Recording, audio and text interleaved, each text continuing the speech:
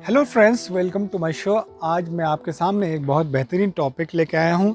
मुझे उम्मीद है कि आप सबों को मेरा टॉपिक सुनने के बाद बहुत सारी चीज़ों की मालूमात हासिल होगी, जिसके वजह से आपको आज के डेट में जो सोशल मीडिया में जो बातें ट्रेंड हो रही है उसके बारे में सच्चाई जानने का मौका मिलेगा। जी हाँ दोस्तों, मैं आज एक वर्ड, जो सिर्फ एक वर्ड ही नहीं, आज एक चुनाव का मुद्दा बन गया है, वो आपके सामने पेश करना चाह रहा हूँ। आज के डेट में प्राइम टाइम में लगभग हर वो न्यूज़ चैनल में आप इस वर्ड के बारे में आपको बहुत सारे एंकर्स, बहुत सारे एनालिस्ट आपको दिखाई देंगे। क्या ये वर्ड इतना इम्पोर्टेंट है आज के डेट में? ये गौर की फिक्र करने की बात है। जी हाँ, आम आदमी क्या चाहता है? रोटी, कपड़ा और मकान। रोटी हासिल करने के लिए उसको परिश्रम करना पड़ता है, मेहनत मजदूरी करनी पड़ती है, जब जाके वो 2 वक्त की रोटी कमा पाते हैं। जब उनके पास रोटी कमाने का जरिया बन जाता है, फिर उनको तन ढकने के लिए कपड़ा और फिर परिवार को ढकने के लिए मकान की जरूरत होती है। आज पूरी दुनिया में हिंदुस्तान, इंडिया जो है, भारत एक अलग ही मुकाम है। आज हिंदुस्तान की तरक्कियां पूरे दुनिया में मशहूर है। हिंदुस्तान ने बहुत सारी चीज़ें को हासिल किया है, लेकिन उसके बाद भी हम हिंदुस्तानियों को छोटी छोटी चीज़ों के लिए जूझना पड़ रहा है। आज के डेट में, आज अगर आप देखेंगे एक गांव में जाके या उनकी बातों को सुनेंगे तो आपको अफसोस होगा कि ये क्या वाकई ये हमारा हिंदुस्तान है? क्या ये एक वक्त सोने की चिड़िया कहलाई जाती थी, वो हमारा हिंदुस्तान है? आपको अपना बिजी शेड्यूल्स में से कुछ थोड़ा सा वक्त निकालना पड़ेगा और कुछ अपने लिए और अपनों के लिए और इस देश के लिए सोचना पड़ेगा। आज ये देश पॉलिटिशियन के हाथों बिक चुकी है और वो जमोड़े के तरह बंदर को जो नचाते हैं, ठीक इसी तरह से हम आवाम को, हम देशवासियों को नचा रहे हैं। हर इलेक्शन में अलग अलग मुद्दे लेके सामने आते हैं, उसमें से इक्का दुक्का डेवलपमेंट की बात होती है, वरना अमूमन ऐसी बातें होती है जो इस समाज का या तो हिस्सा नहीं है या फिर वो सारी चीजें जो इनसे हो नहीं सकता। मिसाल के तौर पर 2014 में जब भारतीय जनता पार्टी बड़ी पार्टी के रूप में उभरे थे, उनका मुद्दा एक ही बात पे टिका हुआ था कि हम काले धन को बाहर से हिंदुस्तान लाएंगे और हर पब्लिक के अकाउंट्स में 15-15 लाख जमा करेंगे। अब हम सभी जानते हैं वो कभी काले धन वापस आए ना, हमारे अकाउंट्स में, हमारे खाते में 15 लाख रुपए जमा हुआ। चुनाव के बाद जब बीजेपी जीत गई तो इसके बारे में अखबार में, बहुत सारे न्यूज़ चैनलों में इस बारे में, इस बात पे टॉपिक में चर्चा किया गया। आप लोगों में से बहुत लोगों ने सुना कि वही बीजेपी के प्रवक्ता हैं, उन्होंने एक ही जवाब दिया कि हमारे चुनाव एजेंडा का एक स्टंट था। दोस्तों, 2014 से अब हम 2022 की ओर जा रहे हैं, जहां बहुत सारे स्टेट्स में चुनाव होने हैं। चुनाव असल में अगर लड़ी जानी चाहिए तो सिर्फ और सिर्फ डेवलपमेंट के बेस पे है, ना कि धर्म के बेस पे। आज के डेट में हमारे हिंदुस्तान जिस संकट से, जिस तकलीफ से, जिस खतरे से गुजर रही है, उससे उभरने के लिए हमारे पॉलिटिशियन को चाहिए कि उस पे बात करें और उस पे बात करते हुए चुनाव का एजेंडा को अपने अवाम के सामने लाएं। आज के डेट में दोस्तों, हमारे यहाँ चुनाव होते हैं तो सिर्फ और सिर्फ नेगेटिव बात को ज़्यादा फैलाया जाता है।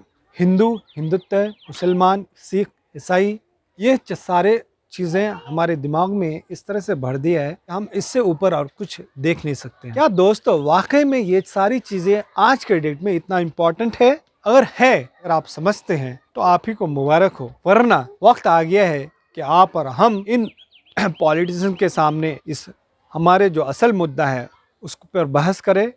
उनको कहें कि अगर वाकई में तुम हमारे इलाके में चुनाव जीतना चाहती हो तो डेवलपमेंट की बात करो, ना कि धर्म की बात करो। अलग अलग जात के अलग अलग धर्मगुरु हैं, मौलाना है, क्रिश्चियन के पादरीज हैं, फादर्स हैं, ये उनका काम है, ये पॉलिटिशियन का काम नहीं है। जो पॉलिटिशियंस हैं उनको कब से धर्म बचाने का ठेका हम लोग ने दे रखा है। उनको समाज सेवा करना है, ना कि धर्म बचाने, धर्म को तोड़ने का काम है। समाज सेवा करने का ही काम देना चाहिए और वो वहीं तक सीमित रहे तो बेहतर है। आज के डेट में प्राइम टाइम में आप लोग देखते होंगे बहुत सारे न्यूज़ चैनलों में ये बात इस तरह से पब्लिक के सामने लाया जाता है कि वाकई में हिंदू बहुत ज़्यादा ख़तरे में है। दोस्तों, सच माने तो हिंदू ख़तरे में नहीं है, और हिंदू ही नहीं बल्कि इस देश में तो मैं समझता हूँ कोई धर्म ही ख़तरे में नहीं है। और क्यों ख़तरे में हो भला? ये देश तो अमन का देश थे, ये देश तो चैन का देश थे, ये देश तो यूनिटी इन डाइवर्सिटी का देश थे, ये देश महात्मा गांधी का देश है, ये देश मौलाना अबुल कलाम आज़ाद का देश है, जिन्होंने अपनी मेहनत से, अपने खून से इस देश को अंग्रेज़ों के ख़िलाफ़ आज़ादी दिलाई थी। क्या हम वो उनकी कुर्बानियों को भूल चुके हैं? हमारे विचारित धाराएं इतनी गिर चुकी हैं कि उनकी कुर्बानियों को भूलकर हम इन 2 टके के नेताओं के बात पर विश्वास कर लेते हैं। एक बात जो मुझे आपको कहनी है वो खुल्लम खुल्ला कहनी है, मुझे कोई पॉलिटिशियन से डर नहीं, मुझे ऊपर वाले से डर है, मुझे ऊपर वाले के यहाँ जवाब देना है।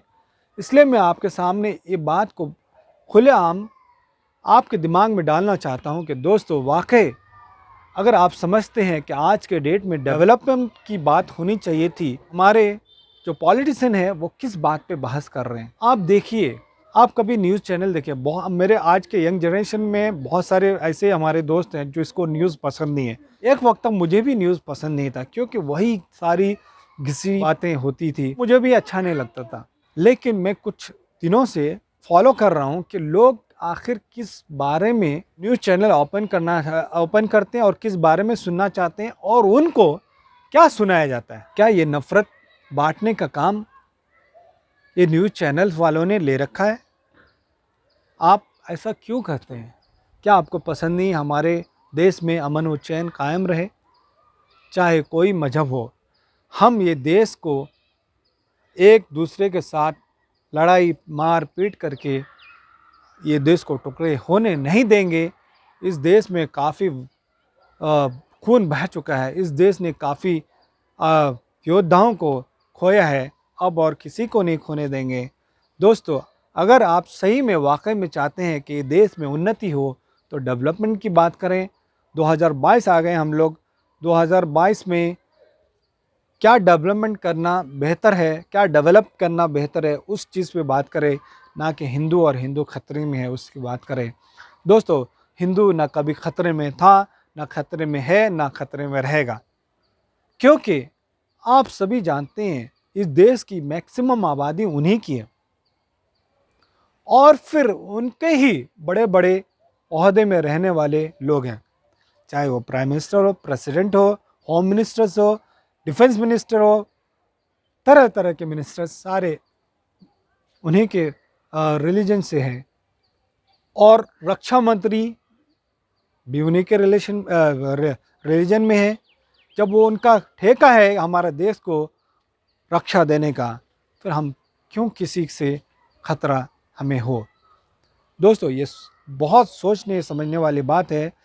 ये जो आपके दिमाग में डाला जा रहा है, ये आज की बात नहीं है, बहुत मेहनत के बाद इस चीज़ को आपके सामने पेश किया जा रहा है। इसके बैकग्राउंड में बहुत सारी मेहनत हुई है। पॉलिटिशियंस ने रातों रात इस चीज़ पे इस चीज़ पे मेहनत की है। फिर उन्होंने 2022 का चुनाव का एक मुद्दा आपके सामने पेश किया है कि देखिए, अगर हिंदू को बचाना हो तो बीजेपी को वोट दीजिए। दोस्तों, हमने पिछले 2 बार से बीजेपी को वोट दिया, और बीजेपी ने हमारे साथ क्या दुरुपयोग किया ये सब ही जानते हैं। और मैं ये भी नहीं कहता हूँ कि आप बीजेपी को छोड़कर किसी कांग्रेस को या किसी को वोट दीजिए, लेकिन आप जिसको भी वोट देंगे, आप ये सुनिश्चित कर लीजिए, यकीन कर लीजिए कि वो आज अगर हमारा वोट लेके जाता है तो कल वो हमारे लिए काम करे। वो हमारा समाज का सेवक है, ना कि वो हमारा सुप्रीम है। हमारा सुप्रीम नहीं है, बल्कि वो एक आम नागरिक के तरह एक नागरिक है, और उसका काम है हमारे देश का, हमारा समाज का, हमारा इलाके का सेवा करने के लिए। दोस्तों, इसी बात पे मैं अपने टॉपिक को ख़त्म करना चाहूँगा। मुझे उम्मीद है कि आपको मेरा टॉपिक बहुत अच्छा लगा होगा, और अच्छा लगे तो प्लीज़ शेयर करें, लाइक करें, कमेंट्स करें, और इसी तरह से हर बार मैं एक नई टॉपिक के सामने आपके पास पेश आऊँगा। और इसी के साथ मुझे इजाज़त दीजिए। आपका